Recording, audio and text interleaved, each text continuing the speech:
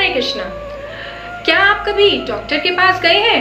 मैं तो बहुत बार गई हूँ और आप भी गए होंगे, क्योंकि हम सब बीमार पड़ते हैं। तो यहाँ मैं आप सभी से एक प्रश्न पूछना चाहती हूँ कि जब हम डॉक्टर के पास जाते हैं तो क्या हमने कभी डॉक्टर से पूछा है कि आपकी पत्नी का क्या नाम है, आपके बच्चे कितने हैं या आपके घर का माहौल कैसा है?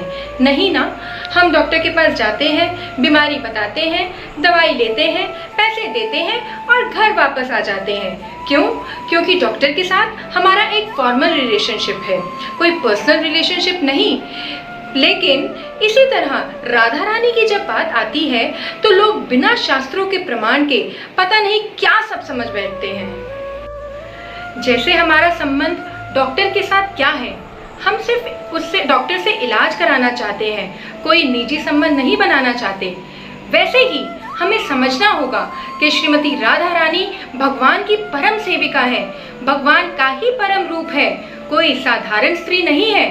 हमें उनके सेवा भाव, उनके कृष्ण के प्रति प्रेम को समझना होगा। So now let us understand this better with the help of this video. Hare Krishna. Fact number 1, आपने अपनी डिग्री कैसे हासिल की होगी?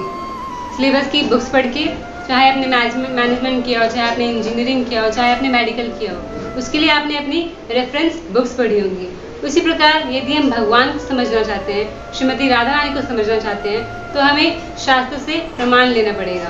तो अगर हम शास्त्र को ही नहीं मानेंगे तो हम कैसे नहीं समझ पाएंगे? So we have to take reference from शास्त्रार्थ, और शास्त्रों में हर जगह श्रीमती राधा रानी के बारे में प्रमाण दिया गया है। Let us know about second fact. चैतन्य चरितमृत की आदि लीला में श्री कृष्णदास कविराज गोस्वामी जी लिखते हैं, कृष्ण पूर्ण शक्तिमान है, राधा पूर्ण शक्ति, कृष्ण पूर्ण शक्तिमान, दुई वस्तु भेद नाही शास्त्र प्रमाण। जैसे राधा जो है कौन है? पूर्ण शक्ति है, और कृष्ण कौन है? पूर्ण शक्तिमान है। जैसे एक सूरज क्या है? एक शक्तिमान, लेकिन जो उसकी किरणें हैं वो है उसकी शक्ति, पर ये दोनों हैं एक ही, दुई वस्तु भेद नाही। उसी प्रकार राधा और कृष्ण ये एक ही है, इनमें कोई भेद नहीं है, यह शास्त्र प्रमाण है। अगर कोई पूछता है कि राधा रानी कहाँ से आई है, तो राधा रानी कृष्ण से ही उत्पन्न हुई है, कृष्ण की ही शक्ति है Radha Rani. Let us know about the third fact. भगवान श्री कृष्ण की 3 प्रमुख शक्तियाँ हैं। पहली शक्ति का नाम है संवित शक्ति, दूसरी शक्ति का नाम है संधिनी शक्ति, और तीसरी शक्ति का नाम है आह्लादनी शक्ति। तो जो श्रीमती राधा रानी है वो भगवान की आह्लादनी शक्ति है, जो भगवान कृष्ण को आनंद देती है, और ईश्वर स्वयं ही श्री कृष्ण की एक शक्ति का ही रूप है। Let us know about the fourth fact. बहुत से लोग कहते हैं कि कृष्ण करे तो रास लीला, हम करे तो करेक्टेड लीला। आप भी सोचिए, अगर कोई बच्चा 6 साल का है तो उसके अंदर कोई काम वासना की इच्छा हो सकती है? नहीं, ऐसा कभी नहीं हो सकता, क्योंकि ये सब तो कलयुग की बातें हैं। वो तो स्वयं श्री कृष्ण भगवान है। जब श्री कृष्ण भगवान 6 साल के थे तो उन्होंने राधा रानी के साथ पहली बार रास रचाया था, और जब श्री कृष्ण 11 साल 56 दिन के हुए थे तो वो वृंदावन छोड़ के मथुरा गए थे। Let us know about the fifth fact. Shrimati Radha रानी इस ब्रह्मांड की पूर्ण शक्ति हैं। श्रीमती लक्ष्मी देवी, पार्वती जी, दुर्गा देवी, ये सभी शक्तियाँ जो इस संसार में हैं वह सभी राधा रानी से उत्पन्न हुई हैं। श्रीमती राधा रानी साधारण नहीं है, सभी शक्तियों की वो मूल स्तोत्र है। नंबर 6, राधा कृष्ण का संबंध हमारी सोच से भी परे है, क्योंकि उनका यह संबंध आध्यात्मिक है, शाश्वत है, जिसे हम अपनी भौतिक बुद्धि से नहीं समझ सकते। हाँ, अगर भगवान श्री कृष्ण कृपा करें तो ही हम भगवान के संबंध को समझने का प्रयास कर सकते हैं। ये ऐसा ही है कि जैसे कि एक बच्चा स्कूल में एडमिशन लेता है, एडमिशन लेने के बाद कहता है कि मुझे तो पीएचडी की पढ़ाई करनी है, तो क्या ऐसा पॉसिबल है? ये ऐसा पॉसिबल कभी नहीं हो सकता, क्योंकि पहले उसे स्कूल पास करना पड़ेगा, फिर ग्रेजुएशन, फिर पोस्ट ग्रेजुएशन की पढ़ाई करनी पड़ेगी, उसके बाद कहीं जाकर वो पीएचडी की पढ़ाई कर सकेगा। तो हमें भगवान का संबंध समझने के लिए पहले आत्मा को समझना होगा, परमात्मा को समझना होगा, भगवान श्री कृष्ण को समझना होगा तथा भक्ति को समझना होगा, क्योंकि भगवान श्री राधा कृष्ण का जो संबंध है वह दिव्य है, जिसे हमारी सोच से भी बहुत परे है। क्योंकि अगर हम भगवान श्री कृष्ण और राधा के संबंध को लेकर बहुत मतलब अनाप शनाप टिप्पणी करते हैं या फिर बहुत गलत विचार रखते हैं तो हम बहुत ही गहन पाप के अधिकारी बन जाते हैं। Let us know about the 7th fact. Shrimati Radha Rani ji का प्रकट स्थान है रावल धाम, जो कि महावन में है। डिस्ट्रिक्ट मथुरा और वृंदावन धाम से 21 किलोमीटर दूर है।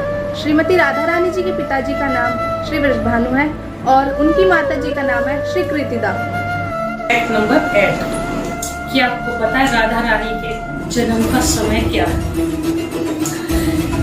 सोचिए, थोड़ा गैस कीजिए कि राधा रानी के जन्म का समय दिन के 12 बजे, रात्रि के 12 बजे। चलो मैं ही बता देती हूँ राधा रानी के जन्म का समय क्या है। राधा रानी के जन्म का समय सुबह 4 बजे, राधा अष्टमी के दिन श्री राधा रानी प्रकट हो। ये श्री राधा रानी की जय। कृष्णा नंबर 9। राधा अष्टमी के दिन बरसाना में राधा रानी की मूर्ति को अभिषेक के रूप में बनाया जाता है। जी हाँ, कृष्ण की मूर्ति बाहर नहीं आती। एक बार ब्रजवासी से पूछा था, अरे यहाँ राधा राधा है, कृष्ण कहाँ है? तो ब्रजवासी ने उत्तर दिया था, वृंदावन के राजा कृष्ण, वृंदावन के राजा कृष्ण। यहाँ बरसाना में सिर्फ राधा रानी की कृपा और उनका राज चलता है। हरे कृष्ण।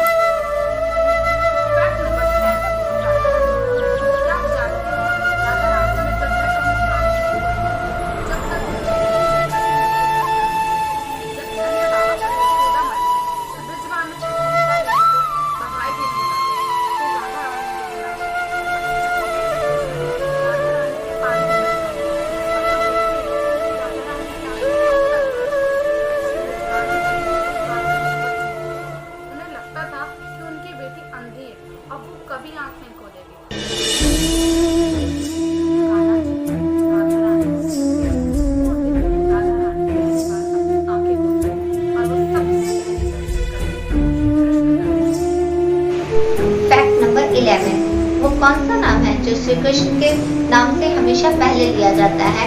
बता दो अब। राधा श्याम सुंदर, राधा मोदक, राधा रमण, राधा रास बिहारी, राधा माधव। ये श्री कृष्ण के प्रत्येक नाम से पहले किसका नाम आ रहा है? श्रीमती राधा रानी का। यहाँ तक कि श्रीमद् भागवतम, श्रीमद् भगवद गीता, श्री चैतन्य चरितामृत, श्री रामायण, ये श्री कौन है? ये श्री राधा रानी है। और आप वृंदावन तो गए ही होंगे, वहाँ किसी को सुना है बोलते हुए कृष्ण कृष्ण कन्हैया कन्हैया? नहीं, तो वहाँ सब क्या बोलते हैं? अरे अब तो बता दो, सब क्या बोलते हैं? राधे राधे राधे राधे। क्योंकि श्री राधा रानी के नाम का उच्चारण करने से श्री कृष्ण अपने आप पीछे पीछे दौड़े चले आते हैं। हरे कृष्णा। Fact number 12। आपको पता है शिव जी भी राधा रानी की आराधना करते हैं। उन्होंने श्रीमती राधिका कृपा कटाक्ष श्री राधा रानी की प्रसन्नता में गाया है। मैं आपको उसका श्लोक गाकर सुनाती हूँ। मुनिंद वृंद वंदिदे त्रिलोक शोक हारिणी प्रसन्न वक्त पंकजे निकुंज भूविलासनी ब्रजेंद्र भानु संगति ब्रजेंद्र सुन संगते कदा करिष्यमाहु कृपा कटाक्ष भजन। तो इससे पता चलता है कि शिव जी भी राधिका रानी की आराधना करते हैं। हरे कृष्णा।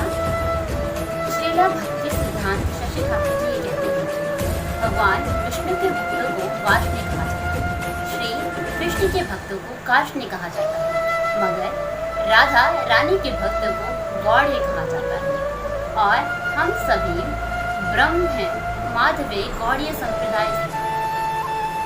गौड़े का अर्थ है जो राधा रानी के भक्त हैं, जो उनके उपासक हैं, इसलिए हमें गौड़ीय वैष्णव भी कहा जाता है। प्रभुपाद जी ये बात को कहते हैं कि हमें डायरेक्ट सीधे श्री कृष्ण तक नहीं जाना है, हमें राधा रानी के थ्रू होकर जाना है। हमें राधा रानी के समक्ष समर्पित होकर श्री कृष्ण तक जाना है। सरल शब्दों में कहे तो हमें बिना राधा रानी के श्री कृष्ण की प्राप्ति नहीं हो सकती। Fact number 14। भगवान श्री कृष्ण का एक नाम है मदन मोहन, जो सबको आकर्षित करते हैं अपनी ओर, मगर राधा रानी का एक नाम है मदन मोहन मोहिनी, जो भगवान श्री कृष्ण को भी मोहित कर दे। उनका नाम है श्रीमती राधा रानी। आकर्षिति इति कृष्ण, जो सबको आकर्षित करते हैं उसी का नाम भगवान श्री कृष्ण है। मगर जो भगवान श्री कृष्ण को भी भक्ति की ओर आकर्षित करे उसी का नाम श्रीमती राधा रानी है। हरे कृष्णा। फैक्ट नंबर 15, कैसे हम श्रीमती राधा रानी को प्रसन्न कर सकते हैं। हमारे वैष्णवों और गुरुजनों ने बहुत ही सरल विधि बताई है और वो है हरे कृष्ण महामंत्र का जप। यदि हम हरि बोलते हैं तो हमारे प्रिय श्री कृष्ण प्रसन्न होते हैं और यदि हम कृष्ण बोलते हैं तो हमारी प्रिय श्रीमती राधा रानी प्रसन्न होती है। तो यदि आप भी श्रीमती राधा रानी को प्रसन्न करना चाहते हैं तो निरंतर इस हरे कृष्ण महामंत्र का जप करें। श्रीमती राधा रानी अत्यंत प्रसन्न होंगी। हरे कृष्णा।